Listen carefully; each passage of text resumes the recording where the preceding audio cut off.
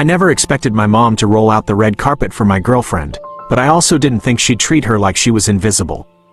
Or worse, like she was a threat. It started the first time I introduced Lisa to her. I was nervous but hopeful. Lisa was smart, kind, and had this effortless way of making people feel comfortable. I was sure my mom would see what I saw in her. But from the moment Lisa walked into our family home, I knew something was off. We had just stepped through the door when Mom greeted me with her usual warm hug, her arms squeezing me tightly like she always did. Then she turned to Lisa, her expression unreadable. She gave a small nod, nothing more. No handshake, no hug, not even a polite, "Nice to meet you." Just a nod. Lisa, always the bigger person, smiled and offered her hand. "It's so nice to finally meet you, Mrs. Carter. Adam talks about you all the time." Mom hesitated. The silence stretched just long enough to make the moment uncomfortable. Then, finally, she shook Lisa's hand, but it was quick, forced. She let go like Lisa's touch burned her. I laughed awkwardly, trying to ease the tension. "Mom, Lisa brought your favorite chocolates. Straight from that little shop downtown." Lisa held up the beautifully wrapped box, smiling. Mom barely glanced at it before saying, "Oh, you didn't have to do that." Her voice was flat, emotionless. Lisa's smile faltered, but she recovered quickly. "I wanted to. Adam always says how much you love these." Mom took the box with a reluctant nod, muttered a quiet, "Thank you," and walked off to the kitchen without another word.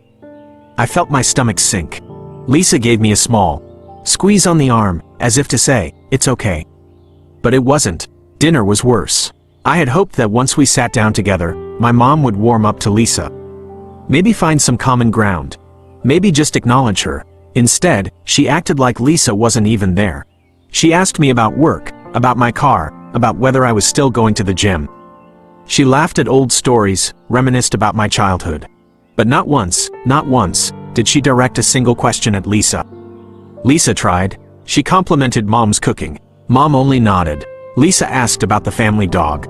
Mom gave a one-word answer. Lisa shared a funny story about her own family. Mom barely reacted. By the time dessert rolled around, I couldn't take it anymore. "Mom," I said, forcing a smile, "Lisa was telling me about her work trip last week."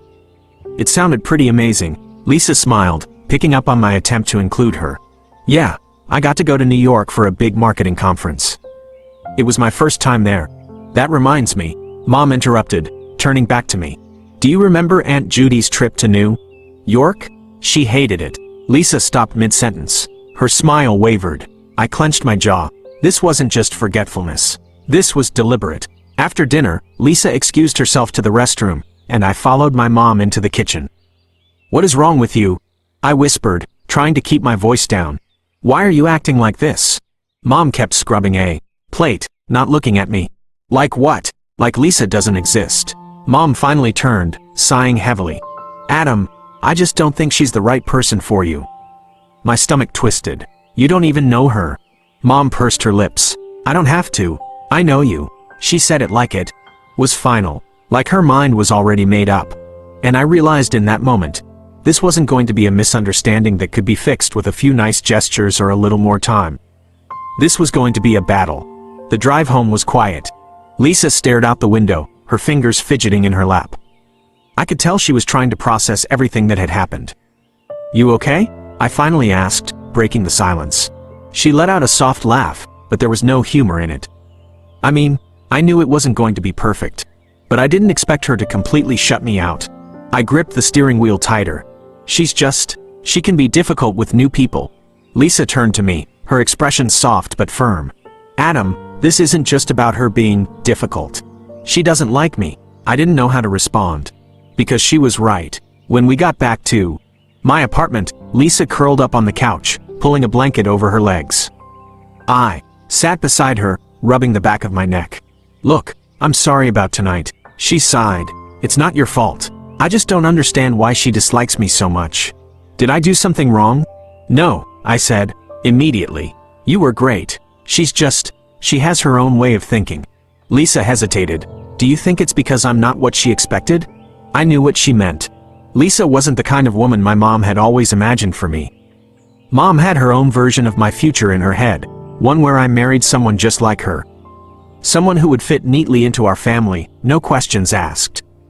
Lisa was different. She was independent, career-driven, and she wasn't afraid to speak her mind. She doesn't know you, I said finally.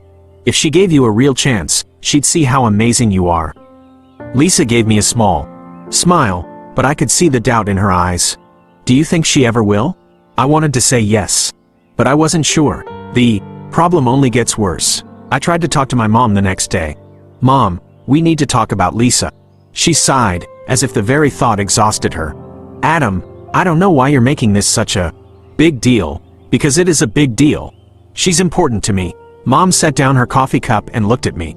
I just don't think she's the right fit for our family. I clenched my jaw. And why is that? She's different. What does that even mean? I pressed. Mom hesitated, choosing her words carefully. She doesn't come from the same background. She has a different way of doing things. You two don't seem compatible. I let out a bitter laugh. That's ridiculous. We love each other. She folded her arms. Love isn't always enough. My frustration boiled over. So what do you want? For me to break up with her just because she doesn't fit into your idea of the perfect girlfriend? Mom didn't answer, and that silence said everything. A pattern I can't ignore. The following weeks were tense. I kept bringing Lisa around, hoping Mom would soften. But each time, it was the same. She'd barely acknowledge Lisa. If Lisa tried to join a conversation, Mom would steer it in another direction. When Lisa offered to help with anything, Mom waved her off like she was a stranger. At family gatherings, Mom introduced everyone warmly, except Lisa. It started to feel intentional. One night, after another uncomfortable dinner at my parents' house, Lisa and I sat in my car, the weight of everything pressing down on us. I don't think she's ever going to accept me, Adam, Lisa said quietly.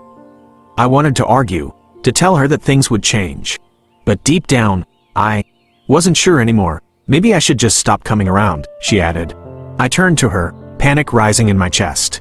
Lisa, no, that's exactly what she wants. She looked at me, eyes full of sadness. And what do you want? I reached for her hand. I want you. I don't care what my mom thinks.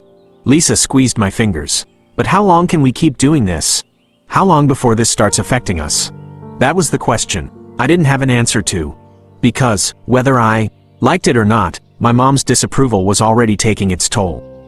And if things didn't change soon, I was afraid of what that would mean for me, Lisa.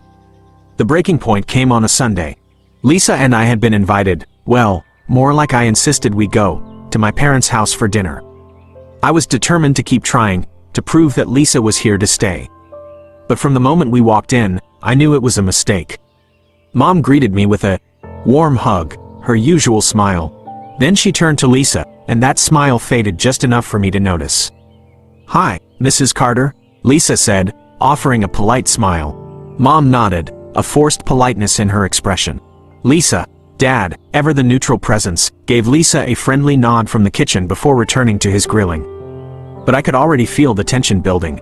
We sat down at the table, the usual spread of roast chicken, mashed potatoes, and cornbread laid out. The conversation started off fine. Small talk about work, the weather, Dad's new obsession with golf. Then Mom looked at me. Adam, I was talking to Mrs. Thompson the other day. Her daughter just got engaged to a wonderful young man. He's a doctor. Such a perfect match for their family. Lisa didn't react, but I felt her shift slightly beside me. That's nice, I said, my voice flat. I knew exactly where this was going. Mom continued, as if she hadn't heard me. You know, finding the right partner is so important. Someone who truly understands your values, where you come from. My grip on my fork tightened. Mom, she ignored me. I mean, love is one thing, but compatibility? That's what really matters. Some relationships just don't fit. Lisa set her fork down gently. Mrs. Carter, if you have something to say, you can just say it. Mom blinked, as if surprised Lisa dared to address the elephant in the room. Then she sighed. I just don't think you and Adam are right for each other. A heavy silence filled the room. Lisa inhaled sharply, but her voice stayed calm. And why is that? Mom hesitated. You two come from different backgrounds. You don't see eye to eye on a lot of things. And I can tell you're very independent.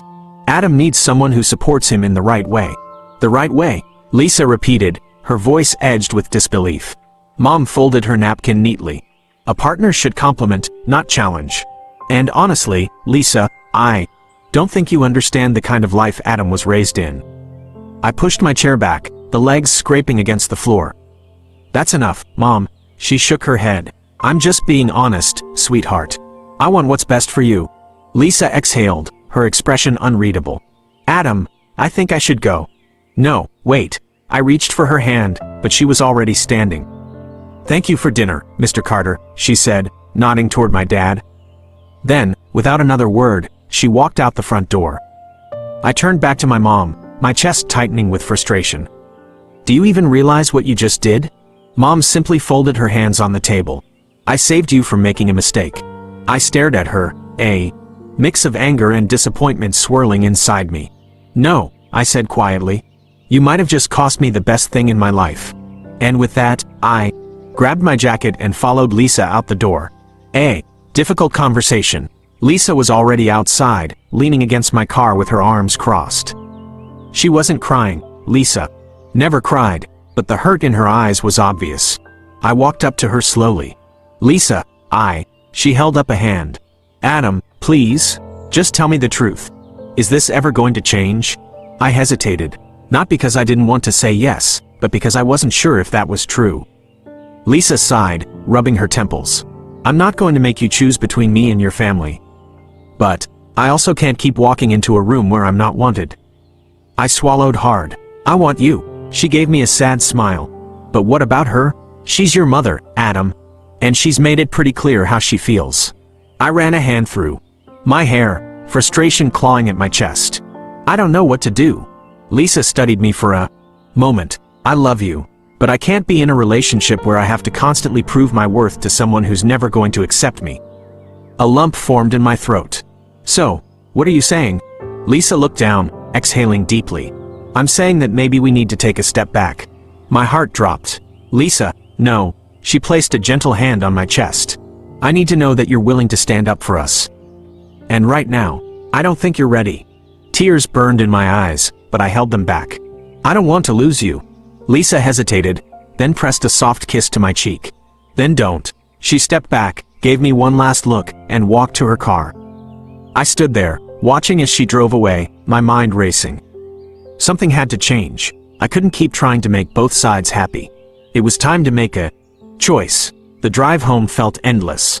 My mind replayed the dinner, Lisa's hurt expression, and my mother's unwavering stance. By the time I reached my apartment, I knew I couldn't let this go. I had spent years avoiding confrontation, trying to balance between my mother's expectations and my own happiness. But tonight made one thing clear. I couldn't have both. And it was time to stop pretending otherwise. Facing my mother. The next morning, I called my mom.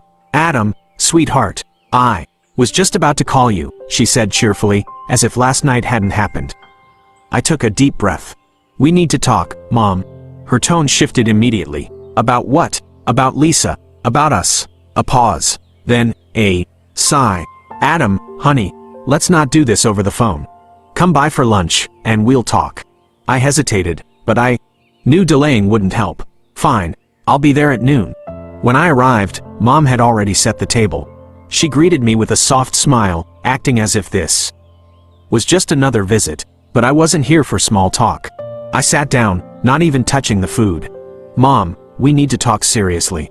You have to stop treating Lisa like she's not good enough. She pursed her lips. I'm just looking out for you. No, Mom, you're controlling me. Her eyes widened. Excuse me? I leaned forward, my hands gripping the edge of the table. Lisa is not going anywhere. And I need you to accept that. Mom's expression hardened. I've only ever wanted the best for you. And you think Lisa isn't the best? She let out a slow breath, carefully choosing her words. She doesn't fit into this family. She doesn't understand our traditions, our way of life. I shook my head. Mom, this isn't about traditions. It's about control. You want me to be with someone who fits your image of a perfect partner, not mine. Her face tightened. I just want someone who truly supports you. She does support me, I said, my voice rising. But you don't even care to see it. You've already decided she's not enough, just like you've done with every choice I've ever made that didn't match what you wanted. She folded her arms. You're being dramatic. No, Mom, I'm finally being honest. I exhaled, steadying myself. You always say you want me to be happy. Well, Lisa makes me happy. And if you can't accept her, then you don't really want my happiness, you want control." Her mouth pressed into a thin line. "You're twisting things." "No, I'm seeing them clearly for the first time." The silence between us was suffocating. Then, she spoke, her voice quieter. "So, what? You're choosing her over your own mother?" I swallowed hard. "I'm choosing myself, and I'm choosing to stop letting you dictate my life." Mom's face fell for a brief second before she composed herself. "I see. I expected her to fight harder, to argue, but instead, she simply stood up and began clearing the plates, like the conversation had never happened. But I knew it had. And so did she. Facing Lisa, I drove straight to Lisa's apartment, my heart pounding. I knocked on her door, and when she opened it, her expression was guarded. "Adam, Lisa," I breathed. I talked to my mom. She studied me carefully, and I hesitated, then stepped closer. I told her that if she couldn't accept you, then she couldn't expect to have control over my life anymore. Lisa's eyes searched mine. And what did she say? I let out a small, exhausted laugh. Not much. She just shut down, like she couldn't believe I'd finally pushed back. Lisa bit her lip. "How do you feel?" "Like I should have done it sooner," I admitted. "Lisa, I'm sorry. For everything. For making you feel like you had to prove yourself. For not standing up sooner." She exhaled, some of the tension leaving her shoulders. "Adam, I didn't need you to fight with your mom for me. I needed to know that we came first." I reached for her hands. "You do. We do." She studied me for a long moment, then nodded. "Okay." Relief flooded through me. "So, can we try again?" A slow smile spread across her face. "Yeah, we can try again." I pulled her into a tight embrace, feeling something lift off my shoulders. For the first time in my life, I had chosen my own happiness. And I wasn't looking back. The days following my conversation with Mom were unsettling. The usual texts she sent, checking in, sending reminders about family events, were absent. For the first time in my life, there was silence between us. And it scared me, but at the same time, I knew this silence meant something had changed. I had spent years bending under the weight of her expectations, twisting myself into someone I wasn't just to keep the peace. But peace had never really existed. Not for me, not for Lisa. Now, for the first time, I wasn't just avoiding conflict. I was choosing my own happiness. Rebuilding with Lisa. Lisa had been cautious after that night. Even though she'd agreed to give us another shot, I could tell she was still wary, waiting to see if I'd fall back into my old patterns. I couldn't blame her, so I proved it in the only way that mattered, through my actions. I stopped hiding things. No more brushing off her concerns with, "It's just how my mom is."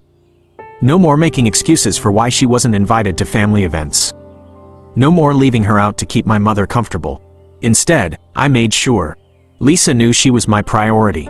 One evening, as we sat curled up on the couch, she glanced at me with a small smile. "You seem lighter." I thought about it for a moment, then nodded. "I think I finally am." She squeezed my hand. "I'm proud of you, you know?" A warmth spread through my chest. "Thanks. I think, for the first time, I'm proud of myself." 2. Mom's next move. A week passed before Mom finally reached out. She sent a single text, "Come by for dinner." That was it. No apology, no explanation. Just a request, as if everything was back to normal. But nothing was normal anymore. Still, I decided to go. Not because I was caving, but because I wanted her to see that I wasn't the same person she thought she could control. When I arrived, she greeted me with a soft smile, but there was hesitation in her eyes. The dinner started off like any other, small talk, updates on family. But there was a weight in the air, something unspoken hanging between us. Finally, she sighed, setting down her fork. "Adam, I don't want to lose you." I met her gaze, then stopped trying to control me. She flinched slightly but didn't look away. She exhaled. "I just don't want you to make a mistake." I shook my head. "Mom, the mistake would be losing Lisa because I was too afraid to stand up to you. And I won't do that." She was quiet for a long moment. Then, finally, she gave a small nod. "I don't have to like her. But if she makes you happy, then I guess that's what matters." It wasn't an acceptance. Not really, but it was something, and for now, that was enough. Moving forward. As I left that night, I felt something shift inside me. For years, I had waited for my mother's approval, believing that I needed it to be happy. But now, I realized, her approval wasn't the key to my happiness. Walking into Lisa's apartment that night, I knew things weren't perfect. My mom might never truly embrace Lisa. There would still be difficult conversations, uncomfortable moments. But that was okay, because for the first time, I wasn't choosing between my family and my happiness. I was choosing both, on my terms. And that made all the difference. Hey everyone, if you've made it this far, thank you for watching and being part of this journey with me. This wasn't an easy story to share, but I know I'm not alone in this. Many of us have faced difficult family expectations, especially when it comes to love and relationships. So, I want to hear from you. Have you ever been in a situation where your family didn't approve of someone important to you? How did you handle it? Let's talk about it in the comments below. Your experiences might help someone else going through the same thing. And if this story resonated with you, don't forget to like the video and subscribe for more real-life stories and discussions. It really helps support the channel and keeps these conversations going. Thank you again for being here, and remember, you deserve happiness on your own terms. See you in the next video.